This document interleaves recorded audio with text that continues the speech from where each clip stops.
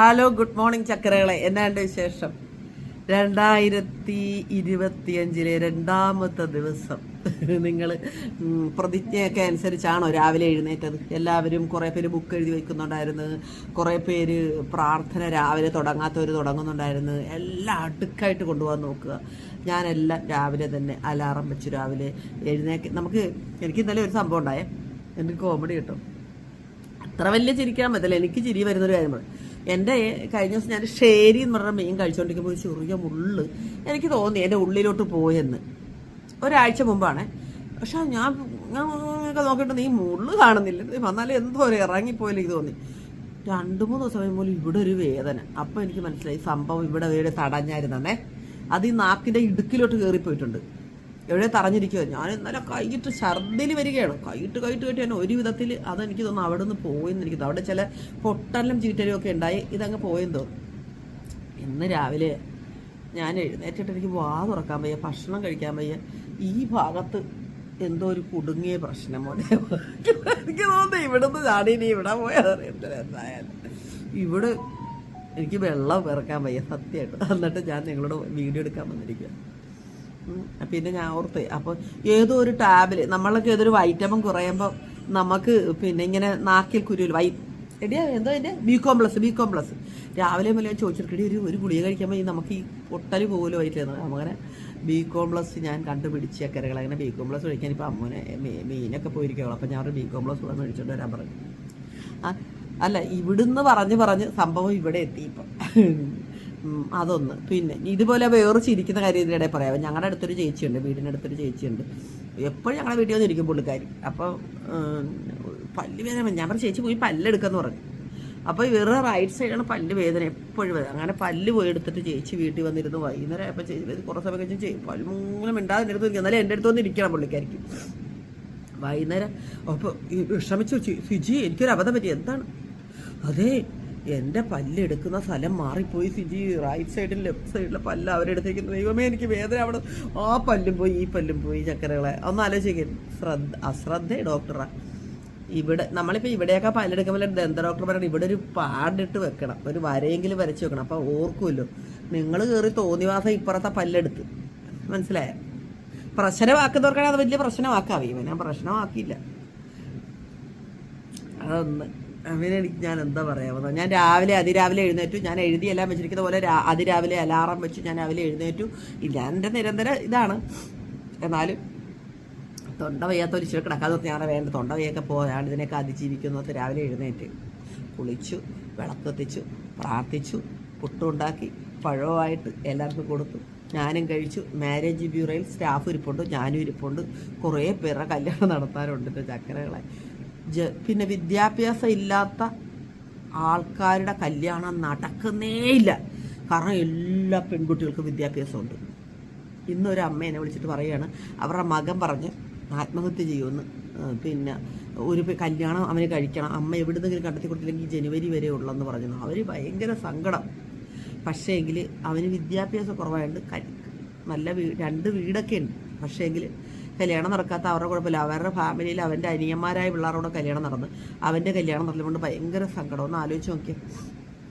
അതുകൊണ്ട് എവിടെയെങ്കിലും വിദ്യാഭ്യാസമൊക്കെ കുറഞ്ഞ പെൺകുട്ടികളുണ്ടെങ്കിൽ എൻ്റെ അടുത്ത് വന്നാൽ നല്ല നല്ല ആലോചനകളുണ്ട്. നിങ്ങൾ ധൈര്യമായിട്ട് പോകും. എനിക്ക് രജിസ്ട്രേഷൻ ഫീസും തട്ടോ എത്രയോ വേറെ സംഭവം പറയട്ടെ. ഇതിനകത്ത് പറയായിരുന്നാൽ ശരിയാകത്തില്ല. പറയട്ടെ, എന്താ പറയാ. 60 വയസ്സ് 62 വയസ്സുണ്ട് പുള്ളിക്കാരിക്ക് ഒറ്റപ്പെടലാണ്. ഒരു കല്യാണം കഴിക്കണമെന്ന് പറഞ്ഞു. അപ്പോൾ കുറേ പ്രാരാബ്ദമൊക്കെ പറഞ്ഞപ്പോൾ ഞാൻ പറഞ്ഞു എടി മീരെ, എൻ്റെ സ്റ്റാഫിൻ്റെ പേരാണ്. ഞാൻ പറഞ്ഞേ മോളെ ഇടി അവരുടെ ഫീസ് മേടിക്കേണ്ട, നീ ഫീസ് മേടിക്കാതെ ഫ്രീ സർവീസ് നമ്മൾ എഴുതി വെച്ചിട്ട് നീ അതിന് കല്യാണക്കാരി കൊടുക്കാൻ പറഞ്ഞു.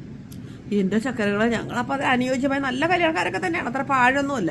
വെച്ചിട്ട് ഞങ്ങളിങ്ങനെ മാച്ച് നോക്കിക്കൊണ്ടിരിക്കുമ്പോൾ അവരൊരു ലിസ്റ്റ് ഇങ്ങോട്ട് ഇട്ടിരിക്കുന്നു. കാണാൻ സുന്ദരനായിരിക്കണം, എനിക്ക് കൂടെ കൊണ്ടുനടക്കാൻ പറ്റണം, എന്തെങ്കിലും വിധത്തിൽ പെൻഷനോ അങ്ങനെ എന്തെങ്കിലും ഉള്ളവരായിരിക്കണം, സാമ്പത്തിക ഭദ്രത ഉള്ളവരായിരിക്കണം, എൻ്റെ മക്കൾക്ക് അഭിമാനം തോന്നണം ഇയാളെക്കുറിച്ച് പറയാൻ. എൻ്റെ ദൈവമേ, ഒരു അടുക്ക് ലിസ്റ്റ്. ഞാൻ പറഞ്ഞ മോളെ എളുപ്പം അത് ബ്ലോക്ക് ചെയ്ത് വെച്ചേക്കാം. ഫീസ് വേണ്ടെന്ന് ഞാൻ പറഞ്ഞേ. അത് എന്തൊക്കെ മനുഷ്യൻ്റെ സങ്കല്പം.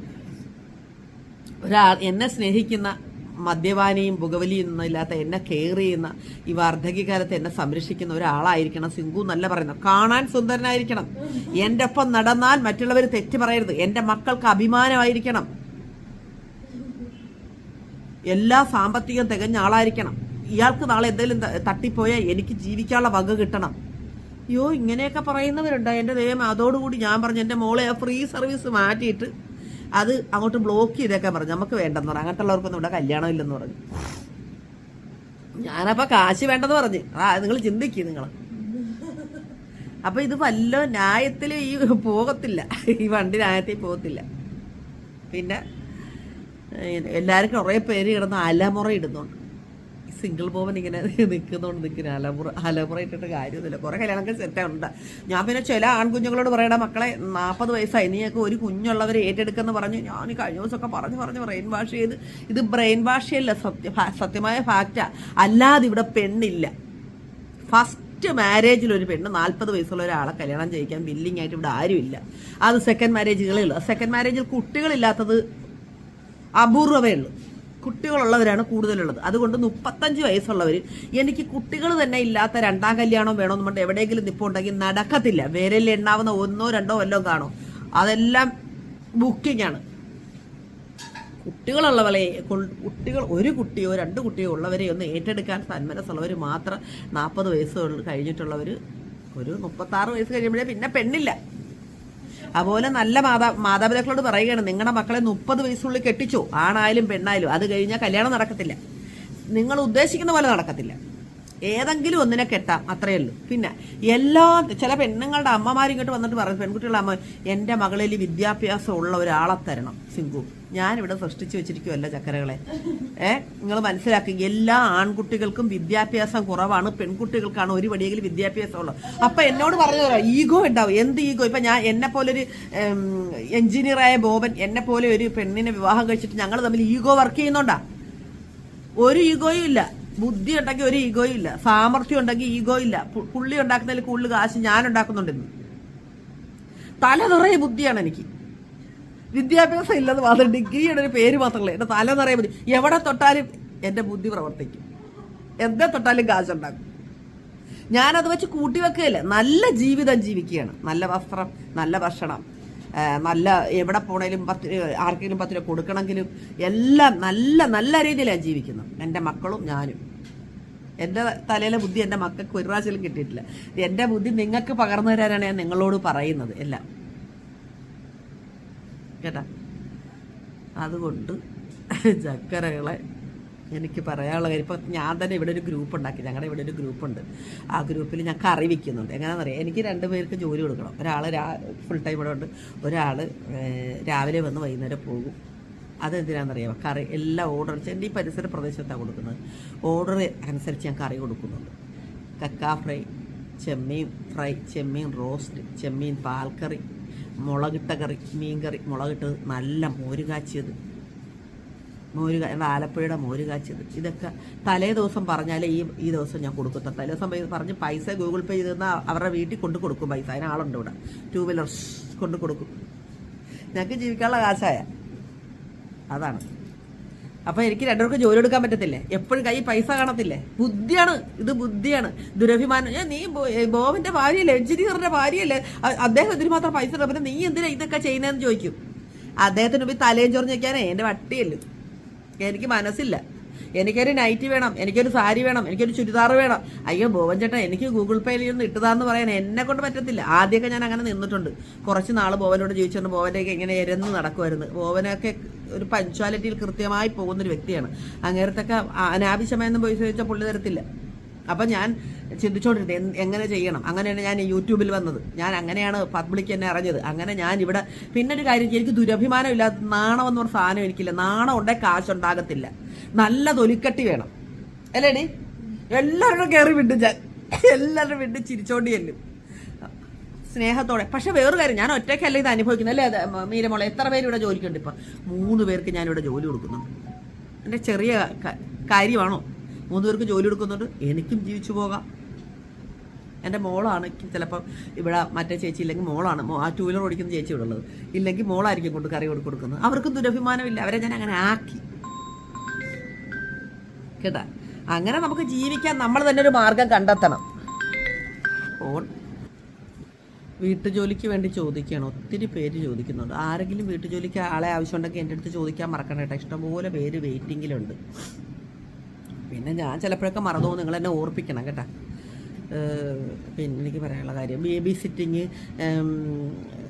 അമ്മമാരെ അച്ഛന്മാരെയൊക്കെ പ്രായമായവർ നോക്കാനുള്ളവർ, പിന്നെ സെക്യൂരിറ്റി ആയിട്ട് വേണമെന്നുണ്ടെങ്കിൽ അങ്ങനെ അങ്ങനെ ഓരോരോ ജോലിക്ക് വേണ്ടി എൻ്റെ അടുത്ത് ഓരോരുത്തർ ചോദിക്കുന്നുണ്ട്. നിങ്ങൾ ജസ്റ്റ് എൻ്റെ അടുത്ത് എടുക്കണം നിർബന്ധമൊന്നുമില്ല. നല്ല ആൾക്കാരായിരിക്കും എൻ്റെ അടുത്ത് ഉള്ളത്. ഞാൻ അങ്ങനെ പറഞ്ഞ് കുറേ വില്ലിങ് ചെയ്തിട്ടാണ് വിടുന്നത്. അപ്പം പിന്നെ എല്ലായിടത്തും കൊടുക്കുന്ന ഇപ്പോൾ ഒരു സർവീസിലൊക്കെ പകുതി സാലറിയൊക്കെ പിടിച്ചിട്ട് ഞാൻ അങ്ങനെ ഉള്ള പരിപാടി ചെയ്യത്തില്ല. 1000-2000 രൂപയല്ലോ ഞാൻ മേടിക്കുമായിരിക്കും. പിന്നെ ഒരാളെ സെറ്റാക്കി കൊടുക്കാം. അപ്പം അതിൻ്റെ അപ്പുറത്തേക്ക് ഒരാളുടെ ശമ്പളത്തിൻ്റെ പകുതി എനിക്ക് വേണമെന്നൊന്നും ഞാൻ പറയത്തില്ല. അവർ ഒരുപാട് കഷ്ടപ്പെടുന്ന അതുകൊണ്ട് അങ്ങനത്തെ ഒന്നും എനിക്കിഷ്ടമല്ല. അതൊന്നും ഞാൻ മേടിക്കത്തില്ല. പക്ഷേ ഞാനൊരു സർവീസ് ചാർജ് ചെയ്യണമല്ലോ, അതുകൊണ്ട് ചെറിയൊരു ഇത് ചെയ്യത്തുള്ളൂ. കാരണം അവർ കഷ്ടപ്പെടുന്നതിൻ്റെ വില എനിക്കറിയാം. ഞാനും കഷ്ടപ്പെട്ടിട്ടുള്ള എല്ലാം കൊണ്ട് അങ്ങനെ ചെയ്തില്ല. അപ്പം വീട്ടുജോലിക്ക് വേണ്ടി വിളിക്കുന്നുണ്ട്. വീട്ടുജോലിക്ക് ക്ലീനിങ്ങിനൊക്കെ ആളെ വേണമെന്നുണ്ടെങ്കിൽ തീർച്ചയായിട്ടും നിങ്ങൾക്ക് എൻ്റെ അടുത്ത് ചോദിക്കാം കേട്ടോ. ഒരാൾക്കൊരു ജോലി കിട്ടട്ടെ എന്ന് ഓർത്തിട്ട് നിങ്ങൾ എൻ്റെ അടുത്ത് നിന്ന് എടുക്കണമെന്ന് തന്നെ ഞാൻ പറയത്തുള്ളൂ. എൻ്റെ അടുത്ത് വരുന്നത് എന്തുകൊണ്ടാണെന്ന് ഇപ്പം നിങ്ങൾക്ക് മനസ്സിലാവുമല്ലോ. വേറെ ഏജൻസിക്കാരൊന്നും ഇല്ലാട്ടല്ല. ഏജൻസിയിലൊക്കെ പോകുമ്പോൾ ഒത്തിരി പൈസയൊക്കെ പോകുന്നുണ്ടായിരിക്കും അവർ എൻ്റെ അടുത്ത് തന്നെ ചോദിക്കുന്നത്. അങ്ങനെ ആരെങ്കിലും ഒക്കെ ഉണ്ടെങ്കിൽ വിളിക്കണേ. ഇഷ്ടംപോലെ മെയ്ഡായിട്ട് വരാനൊക്കെ ഇഷ്ടംപോലെ പേരുണ്ട്. ഞാൻ എഴുതി സേവ് ചെയ്ത് വെച്ചിരിക്കുന്ന മെയ്ഡ് എന്ന് ചെയ്ത് വെച്ചിരിക്കുന്നത് എൻ്റെ ഫോണിൽ. പിന്നെന്താ പറയാനുള്ളത്? അപ്പോൾ ഇതൊക്കെയാണെന്ന് പറയാനുള്ളത്. എന്തായിരുന്നു പേര് വല്ല ഓർക്കാനുണ്ടോ കുഞ്ഞെ? അപ്പം ഞാനൊരു കുറച്ച് ഗ്രൂപ്പ് ഉണ്ടാക്കി വെച്ചിട്ട് ഈ ലൊക്കാലിറ്റി എനിക്ക് ചെയ്യാൻ ഇനി വലുതായിട്ട് ചെയ്യണമെന്ന് നോക്കുന്നുണ്ട്. കാരണം അതിന് മാത്രം നല്ലൊരു ഓർഡർ നമുക്ക് കിട്ടുന്നുണ്ട്. അപ്പോൾ നമ്മൾ ഓർത്ത് വെച്ചിട്ട് വിപുലമായി ചെയ്യണം. അപ്പോൾ ഇന്നലെ വൈകുന്നേരമേ എനിക്ക് ഇത്ര കറി വേണം, എനിക്ക് ഇന്നത് വേണം എന്ന് പറയുമ്പോൾ നമ്മൾ അതനുസരിച്ച് പ്ലാൻ ചെയ്ത് രാവിലെ എല്ലാം സെറ്റാക്കും. മനസ്സിലായി? ഇപ്പോൾ ഇച്ചിരി മുളകിട്ട കറി വേണമെന്ന് പറയും. ഇപ്പം ഞാൻ അമ്മുവിനെ പറഞ്ഞു മെയിൻ ഇപ്പോൾ ഒരു മണിയാകുമ്പോൾ കൊടുത്താൽ മതി. ആ മുളകിട്ട കറി ഞാനാണ് അതെല്ലാം ഇൻഗ്രീഡിയൻസൊക്കെ ഞാൻ എടുത്ത് കൊടുക്കുന്നത്. എല്ലാം സെറ്റാക്കി വെക്കും. എനിക്ക് കൈ കൊണ്ടൊന്നും അവരെന്നെ ഉള്ളി പൊളിച്ചോളും ഇഞ്ചി പൊളിച്ചോളും എല്ലാ കാര്യം അവർ ചെയ്തോളും. ഞാൻ ബാക്കി എന്നത് കറിയുടെ കൂട്ടുകൾ ഞാൻ ചെന്ന് ശരിയാക്കി സെറ്റാക്കി. മനസ്സിലായി? എന്താ നമ്മൾ വിചാരിച്ചാൽ എന്തെങ്കിലും ഒരു മാർഗ്ഗം ഉണ്ടാവും ചക്കരകളെ ജീവിക്കാൻ വേണ്ടിയിട്ട്. നമ്മുടെ വീട്ടിൽ ഇരുന്ന് ചെയ്യാം നമുക്ക്. അതിനൊരു മനസ്സ്, ധൈര്യം, ഈ പറഞ്ഞ കണക്ക് ദുരഭിമാന ഇല്ലായ്മ ഒക്കെ ഉണ്ടെങ്കിൽ മാത്രമേ നമുക്ക് 10 രൂപ എപ്പോഴും നമ്മുടെ കയ്യിൽ നിന്ന് ഒഴിയാതെ കാണത്തുള്ളൂ. ഇങ്ങനെ റോളിങ് നടന്നുകൊണ്ടിരിക്കും. ഇന്നലെ ഒരാൾ പല കാര്യങ്ങളായിരിക്കും എൻ്റെ വീഡിയോയിൽ. ഞാൻ പല കാര്യത്തിലേക്ക് പോകും. എനിക്ക് കോള് വരും. അപ്പം ഞാൻ പറഞ്ഞു വന്നാൽ മുറിഞ്ഞു പോകും. ഇന്നലെ ഒരാൾ എന്നെ രാത്രി വിളിച്ചിരിക്കുന്നു. ഒരു 7 മണിയൊക്കെ ആയിട്ടുണ്ട്. 2 കുട്ടികളും അമ്മയും അച്ഛനും ഉണ്ട്. ഭാര്യ ആയിട്ട് ഡൈവേഴ്സായി പോയി. ഒരു കല്യാണം വേണമെന്ന്. അപ്പോൾ ഞാൻ പറഞ്ഞേ, ചേട്ടാ എന്താ ചേട്ടൻ്റെ ഉദ്ദേശം? ഞാൻ ചോദിച്ചു. 2 കുട്ടികളെ അമ്മയും അച്ഛനെയും നോക്കണം, അതിന് വേണ്ടിയിട്ട് ഹോം നേഴ്സിനെ വേണം, അതിന് സാലറി കൊടുക്കാൻ പറ്റത്തില്ല, എങ്കിൽ ഒരു കല്യാണം കഴിച്ചേക്കാന്ന് വിചാരിച്ച്.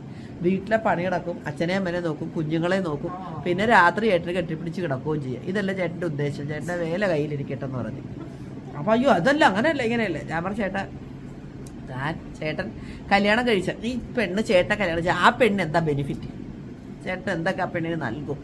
ഞാൻ ചോദിക്കണ്ട ചക്കരകളെ. കാരണം നാളെ ഇയാൾക്ക് എന്തെങ്കിലും സംഭവിച്ചു പോയാൽ ആ പെണ്ണ് പെരുവഴിയിലോട്ട് പോകും, ഇറങ്ങേണ്ടി വരും. ഈ മക്കളും അമ്മയും അമ്മമ്മയും എല്ലാം കൂടെ നിന്നുകൊണ്ട് ഇവർ ചവിട്ടി പുറത്തിറക്കും. അങ്ങനെ ഒരുപാട് കേസ് ഞാനിപ്പോൾ കൈകാര്യം ചെയ്തുകൊണ്ടിരിക്കുന്നതുകൊണ്ട് എനിക്കറിയാം. ചേട്ടൻ ആ പെണ്ണിന് കല്യാണം കഴിക്കുമ്പോൾ എന്തെങ്കിലും അവളുടെ പേരിൽ എഴുതി വെക്കാനോ അല്ലെങ്കിൽ ഏതെങ്കിലും നാളെ അവൾക്ക് എന്തെങ്കിലും കാരണവശാൽ ജീവിതത്തിൽ എന്തെങ്കിലും ബുദ്ധിമുട്ട് വന്നാൽ അവർക്ക് കൊടുക്കാനോ ഉണ്ടെങ്കിൽ, അല്ലെങ്കിൽ നിങ്ങളുടെ സ്വത്തിൻ്റെ ഒരു ഭാഗത്തിൽ അവർക്ക് അവകാശം തരാമെന്ന് പറഞ്ഞുകൊണ്ട് വരാമെന്നുണ്ടെങ്കിൽ മാത്രം എൻ്റെ അടുത്ത് കല്യാണം ഉണ്ടെന്ന് പറഞ്ഞു. അല്ലാത്തവർക്ക് എൻ്റെ അടുത്ത് കല്യാണം ഇല്ലെന്ന് പറഞ്ഞു. ഇത് ശരിയാണോ? അല്ല, ന്യായമായ കാര്യമാണോ? അല്ല. ഒരു പെണ്ണ് 2 മക്കളും ഭർത്താവും അമ്മയച്ഛനൊക്കെ ആയിട്ട് ജീവിക്കുന്നിടത്തോട്ട് ഒരു കല്യാണം നിയമപരമായി കല്യാണം കഴിച്ചു പോയാൽ നാളെ അയാൾക്ക് എന്തെങ്കിലും സംഭവിച്ചു പോയാൽ ഈ പെണ്ണ് പിന്നെ എന്ത് ചെയ്യും? വേറെ കല്യാണം കഴിക്കാൻ നടക്കാൻ പറ്റുമോ? തൻ്റെ ജീവിതം മുഴുവൻ അതോടുകൂടി നഷ്ടപ്പെട്ട് ആ സ്ത്രീ പെരുവഴിയിലാകരുത്.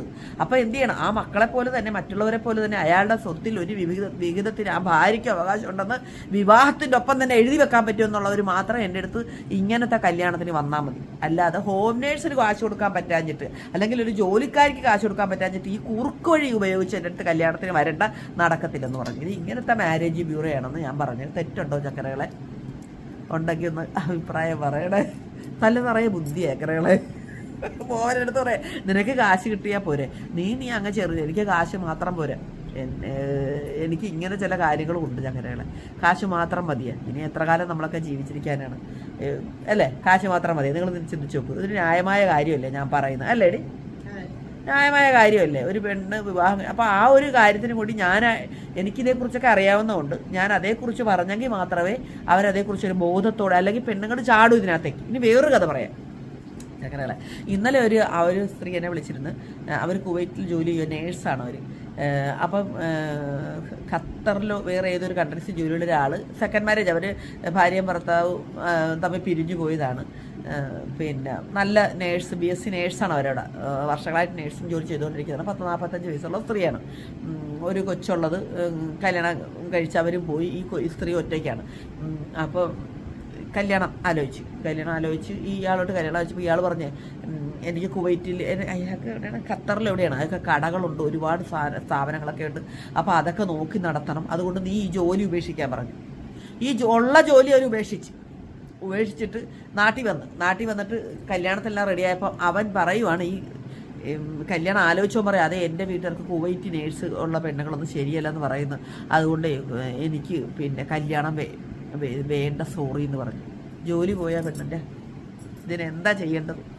ഞാനാണെങ്കിൽ സാരമില്ലെന്ന് പറഞ്ഞ് ആ സ്ഥലത്തേക്ക് ഇവൻ്റെ നമ്പർ വെച്ച് തപ്പി അവിടെ ഫ്ലൈറ്റിലാണ് പിടിച്ച് അവിടെ ചെന്നിട്ട് തല്ലിയേനെ, അല്ലെങ്കിൽ ഞാൻ വേറെ ആളെ കൊണ്ട് തല്ലിച്ചേനെ. ഇത് ഭയങ്കര അവരുടെ ജീവിതം പ്രതിസന്ധിയിലായിപ്പോയി. പെട്ടെന്ന് അവർക്ക് ആത്മഹത്യ ചെയ്യണം, ജീവിക്കണം, ഉറക്കമില്ല, മെൻ്റൽ പിടിച്ച അവസ്ഥയിൽ അവർ എന്നെ കിടന്ന് വിളിക്കുക. ഇങ്ങനെയുള്ള കാര്യങ്ങൾക്കൊക്കെ ഞാനെന്ത് സൊല്യൂഷൻ പറയാൻ? എന്നെ സംബന്ധിച്ചുള്ള സൊല്യൂഷൻ ഇതുണ്ട്, ഫ്ലൈറ്റ് പിടിച്ച് പോയി തല്ലുക. ഇതേ എനിക്ക് പറഞ്ഞു കൊടുക്കാനുള്ളൂ. തെറ്റാണല്ലോ ശരിയാണല്ലോ, എൻ്റെ ന്യായം ഇതാണ്.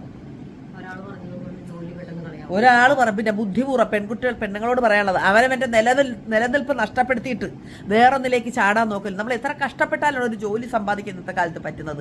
എപ്പോഴും നമ്മുടെ നിലനിൽപ്പ് എപ്പോഴും കൃത്യമായി കൊണ്ടുപോവുകയും അതിൻ്റെ ഒപ്പം കിട്ടുന്ന ജീവിതം മതി നമുക്ക്. അതിൻ്റെ ഒപ്പം അല്ലാതെ ഇപ്പം ഞാൻ ബോബൻ്റെ കൂടെ ജീവിക്കുന്നു, എൻ്റെ കാര്യങ്ങളെല്ലാം ഞാൻ സ്വന്തമായി ചെയ്യുന്നുണ്ട്.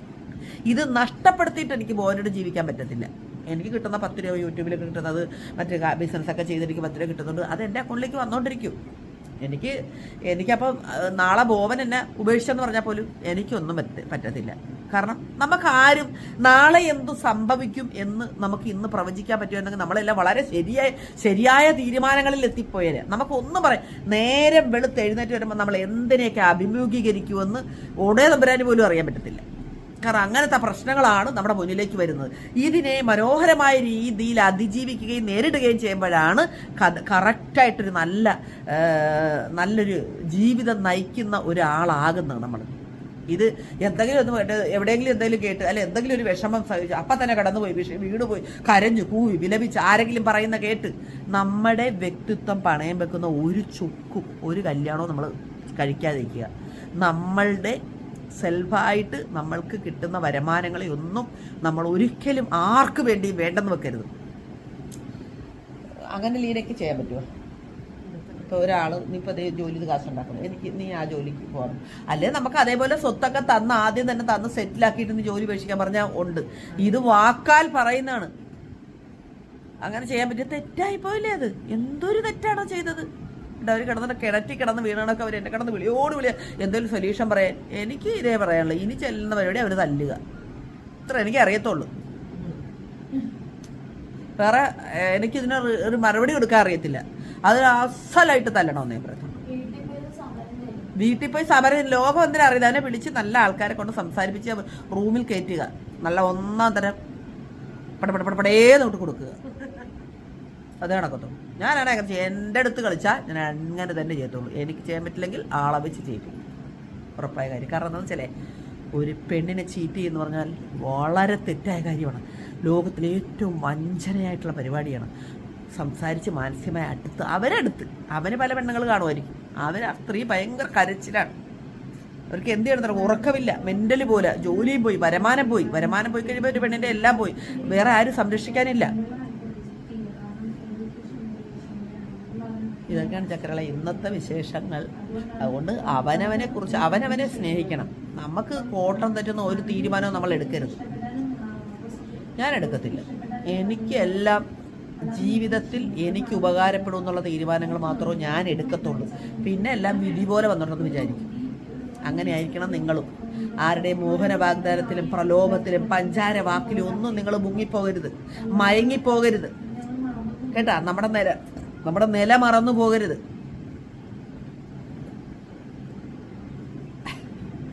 കുറച്ച് വേദാന്തങ്ങളുമായി സിംഗിൾ മോമൻ. എൻ്റെ ചക്കരകൾ എൻ്റെ തൊണ്ട വയ്യേട്ടാ. ആ മീമുള്ളി ഇവിടുന്ന് എടുത്ത് ഇപ്പുറത്താക്കിയെന്ന് തോന്നുന്നു. ചരട് വേദന എടുത്തോണ്ടിരിക്കുക. അതിനിടയിലുള്ള ഇത്രയും പ്രസംഗങ്ങളൊക്കെ പ്രസംഗിക്കുന്നു. ഓക്കേ, കുറച്ച് കഴിഞ്ഞ് വരാം.